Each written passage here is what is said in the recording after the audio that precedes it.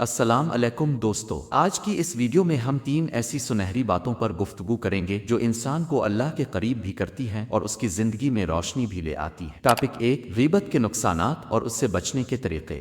Topic 2، رات کو وضو کے ساتھ سونے کے فوائد۔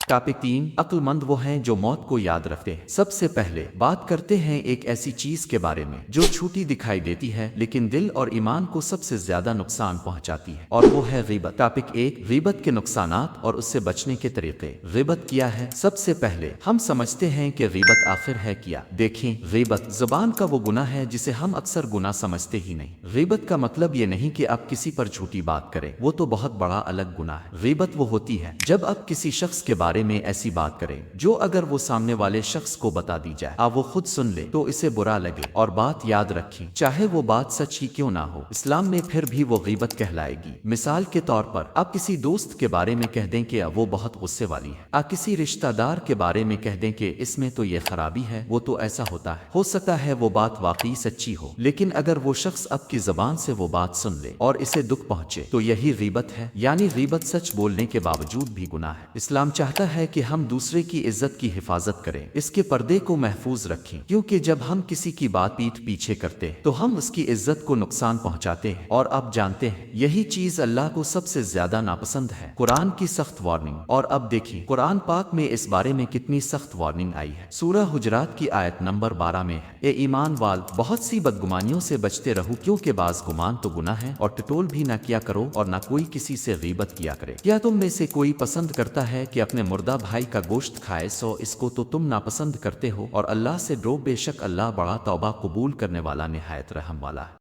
سورہ نساء کی آیت نمبر 148۔ اللہ پسند نہیں کرتا کہ کوئی کسی کی بری بات ظاہر کرے مگر وہ جس پر ظلم ہوا ہو، اور اللہ سننے والا جانے۔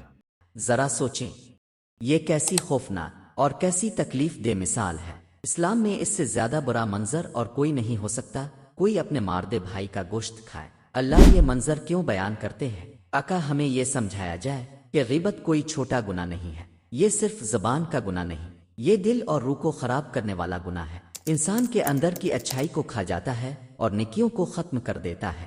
غیبت کے 3 بڑے نقصانات۔ ایک، دل کی سختی، دل سے متعلق نقصان۔ پہلا بڑا نقصان دل کی سختی ہے۔ دیکھیں، جو شخص دوسروں کی غلطیاں دیکھنے میں لگا رہتا ہے وہ اپنے دل کا علاج کبھی نہیں کرتا۔ ہمارا دل تب سخت ہوتا ہے جب ہم دوسروں کے عیب گنتے رہتے ہیں، دوسروں کی باتیں کرتے رہتے ہیں اور اپنا محاسبہ کرنا چھوڑ دیتے ہیں۔ ایسا دل نور سے خالی ہو جاتا ہے، اور پھر آہستہ آہستہ انسان کو اپنے اندر کی آواز بھی سنائی دینا بند ہو جاتی ہے۔ یہی وجہ ہے کہ غیبت دل سے رحمت اور نرمی چھین لیتی ہے۔ 2، رشتے کمزور ہونا، آپس کے تعلقات کا نقصان۔ دوسرا نقصان رشتوں کا کمزور ہونا ہے۔ غیبت محبتوں کو کھا جاتی ہے۔ اب کسی ایک کی بات کریں اور وہ بات گھوم کر اس تک پہنچ جائے تو دل میں بدگمانی پیدا ہوتی ہے، شک پیدا ہوتا ہے، اور پھر چاہے رشتہ کتنا ہی مضبوط کیوں نہ ہو، اس میں دراڑیں پڑ جاتی ہیں۔ اکثر گھروں میں، خاندانوں میں، دوستوں میں جو دوریاں پیدا ہوتی ہیں وہ زیادہ تر غیبت سے ہی پیدا ہوتی ہے۔ ایک غلط بات، ایک تلخ جملہ پورا رشتہ توڑ دیتا ہے، اور سچ بات یہ ہے کہ غیبت کرنے والا تو چند لمحے بعد بھول جاتا ہے، لیکن جس کے بارے میں کی جاتی ہے وہ دل سے کبھی نہیں بھولتا۔ 3، نیکیوں کا ضائع ہونا، آخرت کا نقصان۔ اور تیسرا سب سے بڑا نقصان ہے نیکیوں کا ضائع ہو جانا۔ قیامت کے دن انسان یہ سمجھے گا کہ اس نے بہت عبادتیں کی، نمازیں پڑھے، صدقہ کیا، روزے رکھے، لیکن جب حساب شروع ہوگا تو پتہ چلے گا کہ اس کی نیکیاں ان لوگوں کو دے دی گئیں جن کی وہ دنیا میں غیبت کرتا تھا۔ سوچیں، ہم دن رات نیکیاں کماتے رہے اور صرف زبان کے چند الفاظ ہماری وہ نیکیاں دوسروں کو منتقل کر دیں، اس سے بڑی محرومی اور کیا ہو سکتی ہے؟ غیبت سے بچنے کے آسان طریقے۔ ایک، گفتگو کا رخ بدل دینا۔ سب سے پہلا اور سب سے آسان طریقہ یہ ہے کہ جب آپ دیکھیں کسی محفل میں یا کسی گھر میں کوئی کسی اور کی برائی شروع کر رہا ہے تو فوراً نرمی سے بات کا رخ بدل دیں۔ موضوع بدل دینا نہ لڑائی کرواتا ہے، نہ کسی کو برا لگتا ہے، اور نہ ہی اب گناہ میں شامل ہوتی ہے۔ مثال کے طور پر کوئی کسی کی کمزوری بتانے لگے تو آپ فوراً کہہ سکتی ہیں، اچھا ویسے اپنے وہ فلاں بات سنی، ایک بات بتاؤں، بس اتنا سا حرکت کرنا آپ کو ایک بڑے گناہ سے بچا لیتا ہے۔ یہ واقعی بہت مؤثر طریقہ ہے۔ 2، اپنے دل کو ٹرین کرنا۔ دوسرا طریقہ اپنے دل کو ٹرین کرنا ہے، کیونکہ حقیقت یہ ہے کہ غیبت زبان سے نہیں، دل سے شروع ہوتی ہے۔ جب دل کسی کی کمی نکالنا شروع کرے تو زبان خود بخود ساتھ دینے لگتی ہے۔ ایسے وقت میں خود سے بس ایک سوال کر لیں، جو میں کہنے لگی ہوں کیا یہ اللہ کو پسند ہے؟ یہ ایک چھوٹا سا سوال لیکن دل کو فوراً روک دیتا ہے۔ آپ حیران ہوں گی کہ صرف یہ سوچ کتنی برائیوں سے بچا دیتی ہے۔ 3 تعریف کو عادت بنائیں۔ اور تیسرا طریقہ تعریف کو عادت بنا لینا ہے۔ جو لوگ دوسروں کے اچھے پہلو دیکھتے ہیں، دوسروں کی تعریف کرتے ہیں، ان کی زبان خود بخود غیبت سے محفوظ رہتی ہے، کیونکہ جب آپ کا دل مثبت ہو جاتا ہے تو پھر آپ میں کسی کی خامی تلاش کرنے کی خواہش ہی کم ہو جاتی ہے۔ آپ نے دیکھا ہوگا کہ کچھ لوگ جہاں جاتے ہیں خوشی پھیلا دیتے ہیں، کیونکہ وہ دوسروں کی غلطیوں پر نہیں اچھائیوں پر دھیان دیتے ہیں۔ ایسے لوگوں کے دل خود بھی روشن رہتے ہیں اور اللہ بھی ان پر اپنی رحمت نازل کرتا ہے۔ غیبت کے اسباب میں اہم ترین حسد، غصہ، خود خائی، بدگمانی ہے۔ ان اسباب کی وجہ سے انسان غیبت کی محفل کو جاتا ہے اور اپنے من کو لطف پہنچانے کی ناکام کوشش کرتا ہے۔ بن معاذ فرماتے ہیں کہ ہر مسلمان کو اپنے اندر 3 اوصاف خوبیاں رکھنی چاہیے۔ 1، اگر آپ اپنے بھائی کو نفع نہیں دے سکتے تو نقصان بھی نہ دیں۔ 2، اگر اسے خوشی نہیں دے سکتے تو مغموم بھی نہ کریں۔ 3، اگر اس کی تعریف نہیں کر سکتے تو مذمت بھی نہ کریں۔ سفر معراج اور غیبت کرنے والوں کو سزا۔ ابو داؤد 4878۔ انس بن مالک رضی اللہ عنہ کہتے ہیں کہ رسول اللہ صلی اللہ علیہ وسلم نے فرمایا، جب مجھے معراج کرائی گئی تو میرا گزر ایسے لوگوں پر سے ہوا جن کے ناخن تانبے کے تھے اور وہ ان سے اپنے منہ اور سینے نوچ رہے تھے۔ میں نے پوچھا، جبرائیل یہ کون لوگ ہیں؟ کہا، یہ وہ ہیں جو لوگوں کا گوشت کھاتے، غیبت کرتے اور ان کی بے عزتی کرتے تھے۔ ابو داؤد کہتے ہیں، ہم سے اسے بن عثمان نے بیان کیا ہے اور بقیہ سے روایت کر رہے تھے، اس میں انس موجود نہیں ہے۔ اور اب ہم جانتے ہیں غیبت اور چغلی میں کیا فرق ہے۔ غیبت اور چغلی دونوں گناہ ہیں، لیکن غیبت میں کسی کی پیٹھ پیچھے اس کی وہ برائی بیان کرنا ہے جو اس میں موجود ہو، سچ ہو، جبکہ چغلی، نمیمہ میں لوگوں کے درمیان فساد ڈالنے یا جھگڑا کرانے کی نیت سے ایک کی بات دوسرے تک پہنچانا شامل ہے، اور اگر وہ بات جھوٹ ہو تو غیبت بہتان کہلاتی ہے۔ غیبت میں مقصد برائی بیان کرنا ہے، جبکہ چغلی کا مقصد فساد پھیلانا ہے۔ غیبت اور الزام میں فرق۔ حضرت ابو ہریرہ سے روایت ہے کہ رسول نے فرمایا، کیا تم جانتے ہو کہ غیبت کیا ہے؟ تو انہوں نے کہا، اللہ اور اس کا رسول ہی بہتر جانتے ہیں۔ آپ نے فرمایا، تیرا اپنے مسلمان بھائی کے متعلق ایسی بات ذکر کرنا جسے وہ ناپسند کرے۔ صحابہ کرام نے کہا، اگر وہ بات اس میں پائی جاتی ہے جو میں ذکر کرتا ہوں، تو آپ نے فرمایا، اگر اس میں موجود بات کو تو کرے گا تو نے اس کی غیبت کی، اور اگر اس میں موجود نہیں ہے تو نے اس پر الزام لگایا۔ سلسلے احادیث صحیح حدیث نمبر 1419۔ کن مواقع پر غیبت کرنا جائز ہوتا ہے۔ درج ذیل صورتوں میں غیبت جائز ہے۔ 1، ظلم کو دور کرنے کے لیے کسی ایسے شخص کے سامنے غیبت کرنا جو ظلم کو دور کرنے پر قادر ہو۔ 2، تغیر منکر کی نیت سے قدرت رکھنے والوں کے سامنے غیبت کرنا۔ 3، شرعی حکم معلوم کرنے کے لیے مفتی کے سامنے غیبت کرنا، لیکن نام کو مبہم رکھنا بہتر ہے۔ 4، کسی کے شر سے بچانے کے لیے اس کی غیبت کرنا، جیسے گواہ اور راویوں پر جرا کرنا۔ 5، علانیہ گناہ کرنے والوں کی غیبت کرنا، البتہ صرف اسی گناہ کا تذکرہ جائز ہے جو وہ علانیہ کرتے ہیں، مخفی گناہوں کا ذکر جائز نہیں۔ 7، کسی مسلمان کو دین اور دنیا کے نقصان سے بچانے کے لیے کسی کی غیبت کرنا، جیسے کسی شخص کا عقیدہ خراب ہو اور کوئی مسلمان اس سے تعلق رکھتا ہو تو اس کے سامنے اس سکن عقیدہ والے شخص کی حالت واضح کرنا۔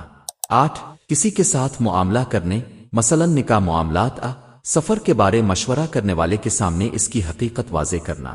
غیبت نہ صرف ہمارے ایمان کو کمزور کرتی ہے بلکہ ہماری نیکیوں کو چوری کر لیتی ہے۔ اگر ہم اپنی زبان پر قابو پالیں تو ہمارا دل بھی سانور جاتا ہے اور زندگی میں بھی سکون اترنے لگتا ہے۔ اس طرح ہم نہ صرف غیبت سے بچ سکتے ہیں بلکہ اللہ کے بہت قریب بھی ہو جاتے ہیں۔ اب چلیے بڑھتے ہیں آج کے دوسرے خوبصورت موضوع کی طرف، جو بظاہر بہت آسان ہے لیکن اس کے فوائد دنیا اور آخرت دونوں میں حیرت انگیز ہیں، اور وہ ہے رات کو وضو کے ساتھ سونے کے حیرت انگیز فوائد۔ ایک حدیث مبارکہ سیدنا ابو ہریرہ رضی اللہ عنہ سے روایت ہے کہ رسول اللہ صلی اللہ علیہ وسلم نے فرمایا، جو آدمی باوضو رات گزارتا ہے، ایک فرشتہ اس کے تختنی لباس میں رات گزارتا ہے۔ جب بھی وہ بندہ رات کی کسی گھڑی میں بیدار ہوتا ہے تو وہ فرشتہ کہتا ہے، اے اللہ، اپنے فلاں بندے کو بخش دے کیونکہ اس نے باوضو حالت میں رات گزاری۔ سلسلے احادیث صحیح۔ ذرا تصور کریں، ہم سو رہے ہیں بے خبر، اور ایک فرشتہ رات بھر ہمارے لیے دعا کر رہا ہے، اللہ اسے معاف فرما، اس پر رحمت نازل فرما۔ یہ کتنی بڑی سعادت ہے۔ 2، روحانی سکون۔ وضو میں ایک عجیب روحانی طاقت ہے۔ جب اب پانی سے چہرہ دھوتی ہے تو صرف چہرہ صاف نہیں ہوتا، دل بھی ہلکا ہو جاتا ہے۔ جب ہاتھ دھوتی ہے تو ایسا لگتا ہے جیسے دن بھر کی تھکن، غصہ اور غم بہہ رہے ہوں۔ اور جب انسان اسی پاکیزگی کے ساتھ سوئے تو اس کی نیند بھی پرسکون ہو جاتی ہے، اور ایک انوکھا اطمینان دل میں اترتا ہے، جیسے اللہ کی رحمت نے آپ کو ڈھانپ لیا ہو۔ سائنس بھی یہی کہتی ہے کہ سونے سے پہلے چہرہ اور ہاتھ دھونا دماغ کو ریلیکس موڈ میں لے جاتا ہے۔ ماہرین کے مطابق یہ طریقہ ذہنی دباؤ کم کرتا ہے، نیند جلدی لاتا ہے، دل کی دھڑکن نارمل کرتا ہے اور دماغ کو سکون دیتا ہے۔ یعنی وضو صرف عبادت نہیں بلکہ ایک قدرتی تھراپی بھی ہے۔ وضو کے ساتھ سونے اور بہتر نیند۔ سائنسی وضاحت: ایک پانی، واٹر تھراپی اور نروس سسٹم۔ سائنس کے مطابق چہرہ، ہاتھ اور پاؤں ٹھنڈے پانی سے دھونے سے پیراسمپتھیٹک نروس سسٹم ایکٹیویٹ ہوتا ہے۔ یہ وہ سسٹم ہے جو دل کی دھڑکن کم کرتا ہے، ذہنی دباؤ گھٹاتا ہے، جسم کو سلیپ موڈ میں لے جاتا ہے۔ Scientific concept: cold normal temperature water nervous system calming better sleep radiance. یہی وجہ ہے کہ سونے سے پہلے منہ دھونا، ہاتھ پاؤں دھونا اکثر سلیپ ایکسپرٹس بھی ریکمینڈ کرتے ہیں۔ وضو تو پورا پروسیس ہے۔ دو سٹریس ہارمون کورٹیسول کم ہونا۔ سائنس کہتی ہے غصہ، پریشانی اور اوور تھنکنگ سے کورٹیسول سٹریس ہارمون بڑھ جاتا ہے۔ زیادہ کورٹیسول نیند خراب۔ وضو میں پانی کا کانٹیکٹ، چند منٹ کی خاموشی، ریپیٹیٹو ایکشنز، یہ سب کورٹیسول کو نیچرلی ریڈیوس کرتے ہیں۔ اسی لیے وضو کے بعد انسان خود کو ہلکا اور کام محسوس کرتا ہے۔ 3 مائنڈفلنس سائیکولوجیکل ریسیٹ۔ ماڈرن سائیکالوجی میں ایک کانسیپٹ ہے مائنڈفلنس ریچولز، یعنی سونے سے پہلے ایک مخصوص روٹین جس میں انسان شعوری طور پر دن سے کاٹ آف کرتا ہے۔ وضو ایک مائنڈفلنس ریچول ہے۔ انسان دن بھر کے خیالات سے نکل کر پریزنٹ مومنٹ میں آ جاتا ہے۔ یہی وجہ ہے کہ نماز، وضو، دعائیں اینگزائٹی کم کرتی ہیں۔ 4 کلین سکن کمفرٹیبل سلیپ۔ ڈرمٹالوجی اور سلیپ سائنس کے مطابق سونے سے پہلے چہرہ صاف ہونا، ہاتھ پاؤں صاف ہونا تھرمل کمفرٹ بہتر کرتا ہے۔ باڈی کو سگنل ملتا ہے now it's time to rest. اسی لیے ڈاکٹرز بھی کہتے ہیں wash your face before sleeping. وضو اس سے زیادہ کمپلیٹ ورژن ہے۔ 5 ایموشنل ریلیف بیٹر سلیپ۔ یہ بات سائیکالوجی میں کلیئر ہے۔ جو شخص گلٹ، غصے، اٹینشن کے ساتھ سوتا ہے اس کی سلیپ شیلو ہوتی ہے۔ وضو میں انسان خود کو اسپرچولی کلین محسوس کرتا ہے، دل مطمئن ہوتا ہے، سب کانشس گلٹ کم ہوتا ہے۔ نتیجہ ڈیپ پیسفل سلیپ۔ 5 عبادت کا مسلسل ثواب، سونے کو عبادت بنا دینا۔ اور سب سے خاص بات، جب آپ پاکیزگی کے ساتھ سوتی ہے تو آپ کی نیند بھی عبادت شمار ہوتی ہے۔ ہاں واقعی، رات بھر کا سکون، نیند کے لمحے، یہ اللہ کا کرم ہے کہ وہ چھوٹی سے سنت پر بھی بڑی رحمت عطا کرتا ہے۔ اگر ہم سونے سے پہلے چند لمحے نکال کر وضو کر لیں تو نہ صرف ہماری رات خوبصورت ہو جاتی ہے بلکہ ہماری روح، ہمارا دل اور ہماری تقدیر بھی روشن ہو جاتی ہے۔ اب آئیے بڑھتے ہیں آج کے تیسرے اور آخری موضوع کی طرف۔ عقل مند وہ ہیں جو موت کو یاد رکھتے ہیں۔ ہم میں سے جو شخص موت کو یاد رکھتا ہے وہ دراصل اپنی زندگی کو سنوار رہا ہوتا ہے۔ موت یاد رکھنے سے انسان کے اندر چند خوبصورت تبدیلیاں آتی ہیں۔ دل نرم ہوتا ہے، اعمال درست ہوتے ہیں، دنیا کی محبت کم ہو جاتی ہے اور زندگی کی ترجیحات بدل جاتی ہیں۔ اللہ تعالیٰ فرماتا ہے كل نفس ذائقة الموت ثم إلينا ترجعون۔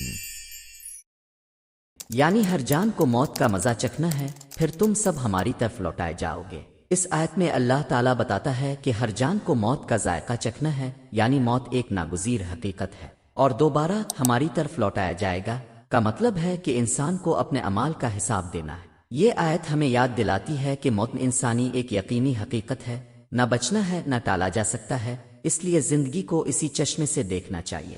حدیث أكثروا ذكر هادم اللذات۔ یہاں هادم اللذات اسے مراد موت ہے۔ کتابیں جہاں روایت ہے سنن الترمذی حدیث نمبر 2307، سنن ابن ماجہ حدیث نمبر 4258، مسند حمد حدیث نمبر 7925، 7741۔ بعض نسخ میں صحیح ابن حبن اس حدیث کی ایک روایت ہے۔ رشف السلام درجہ حدیث۔ شیخ الترمذی نے کہا ہے حسن غریب، یعنی اچھی حدیث لیکن سننے میں کم ملتی ہے۔ ابن باز کی حاشیہ بلوغ المرام میں اس کو صحیح قرار دیا گیا ہے۔ لفظ حدیث أكثرهم للموت ذكرا وأحسنهم لما بعده استعدادا أولئك الأكياس۔ یعنی جو لوگ موت کو زیادہ یاد رکھتے ہیں اور اس کے بعد کی تیاری کرتے ہیں وہ ذہین اکیاس ہیں۔ راوی یہ حدیث ابن عمر رضی اللہ عنہ سے مروی ہے۔ کتاب ابن ماجہ کی سنن میں حدیث نمبر 4259۔ درجہ حدیث بعض محدثین مثلاً الالبانی نے اسے حسن قرار دیا ہے۔ تشریح اس حدیث میں بیان ہوا ہے کہ جو مومن زیادہ موت کو یاد کرتا ہے اور آئندہ آخرت کی تیاری کرتا ہے وہ اکیاس عقل مند ہے، یعنی موت کا ذکر اور آخرت کی تیاری دونوں عقل مندی کی نشانی ہے۔ موت یاد رکھنے کے 5 واضح فوائد۔ ایک دل نرم ہوتا ہے۔ جب انسان یہ سوچتا ہے کہ ایک دن میں نے اللہ کے سامنے کھڑا ہونا ہے تو دل کی سختی خود بخود ٹوٹنے لگتی ہے۔ غرور، غصہ، انا یہ سب کم ہونے لگتا ہے۔ انسان عاجز بن جاتا ہے، معاف کرنے والا بن جاتا ہے، اور یہی نرمی ہمیں جنت کے قریب کرتی ہے۔ 2 اعمال درست ہونے لگتے ہیں۔ موت کا تصور انسان کو اپنے ہر کام کا محاسبہ کرنے پر مجبور کر دیتا ہے۔ پھر وہ سوچتا ہے کہ یہ عمل میں اللہ کے لیے کر رہا ہوں یا لوگوں کو دکھانے کے لیے۔ یہ سوچ اعمال کو صاف کرتی ہے، نیت کو خالص کرتی ہے، اور انسان کے ہر قدم کو آخرت کی طرف سیدھا کر دیتی ہے۔ 3 دنیا کی محبت کم ہوتی ہے۔ دنیا کی چیزیں اچھی لگتی ہیں، لیکن جب انسان موت یاد رکھتا ہے تو اسے احساس ہوتا ہے کہ یہ سب چیزیں عارضی ہیں۔ پیسہ، چیزیں، شہرت، یہ سب ایک لمحے میں سب پیچھے رہ جائیں گے۔ پھر انسان کی ترجیحات بدلتی ہیں، دنیا کم اور آخرت زیادہ اہم لگنے لگتی ہے۔ 4 قبر اور آخرت کا تصور زندہ رہتا ہے۔ موت کا ذکر دل میں آخرت کو زندہ رکھتا ہے۔ پھر انسان قبر کی حقیقت کو سمجھتا ہے، آخرت کے سوالات کو محسوس کرتا ہے، اور اپنی زندگی اسی حساب سے گزارنے کی کوشش کرتا ہے کہ کل قبر میں بھی روشنی ہو اور پل صراط بھی آسان ہو۔ 5 زندگی میں سکون، نظم اور صحیح ترجیحات۔ جو موت کو یاد رکھتا ہے اس کی زندگی میں عجیب سا سکون آ جاتا ہے۔ وہ چھوٹی چھوٹی باتوں پر پریشان نہیں ہوتا، لوگوں کی باتوں کا بوجھ نہیں لیتا، کیونکہ وہ جانتا ہے اصل منزل کہیں اور ہے۔ ایسے لوگ زیادہ منظم، زیادہ مضبوط اور زیادہ پرسکون ہوتے ہیں۔ ہم میں سے جو شخص موت کو یاد رکھتا ہے وہ دراصل اپنی زندگی کو سنوار رہا ہوتا ہے۔ موت یاد رکھنے سے انسان کے اندر چند خوبصورت تبدیلیاں آتی ہیں۔ دل نرم ہوتا ہے، اعمال درست ہوتے ہیں، دنیا کی محبت کم ہو جاتی ہے اور زندگی کی ترجیحات بدل جاتی ہیں۔ اور جب دل میں یہ حقیقت بیٹھ جاتی ہے تو پھر انسان صرف اپنے احساسات نہیں بدلتا بلکہ زندگی کو بھی نئے زاویے سے دیکھنے لگتا ہے۔ یہی وہ لمحہ ہے جہاں قرآن ہمیں ایک بہت بڑی حقیقت یاد دلاتا ہے۔ اللہ تعالیٰ فرماتا ہے کل نفس ذائقۃ الموت ثم الینا ترجعون، یعنی ہر جان کو موت کا مزہ چکھنا ہے، پھر تم سب ہماری طرف لوٹائے جاؤ گے۔ موت یاد رکھنے کا مطلب یہ نہیں کہ دل ہمیشہ ڈرا رہے، بلکہ اس کا مطلب ہے کہ ہم اپنے اعمال کا محاسبہ کریں، روزانہ تھوڑی دیر قیامت اور قبر کے بارے میں سوچیں، اپنی نیتیں چیک کریں، اور جو کچھ کرنے کی طاقت ہے اسے آج کر دیں۔ رات کو سونے سے پہلے 1 منٹ سوچیں، اگر آج میرا حساب ہوتا تو میں کیا کہتا۔ ہر ہفتے اپنے عملوں کی چھوٹی لسٹ بنائیں، کن رشتوں میں بہتری چاہیے، کن گناہوں سے بچنا ہے۔ یاد رکھیے، عقل مند وہی ہے جو موت کو یاد رکھے، اپنی جانچ کرے اور آج ایسا کرے جو کل کے لیے اس کے کام آئے۔ جب ہم موت کو یاد رکھیں گے تو ہماری زندگی، ہمارے رشتے اور ہماری نیتیں تینوں بہتر ہو جائیں گی۔ اور اب آخر پر یہ تھی وہ 3 سنہری نصیحتیں جو زندگی بدل دیتی ہیں۔ موت کو یاد رکھنا، غیبت کے نقصانات، وضو کے ساتھ سونا۔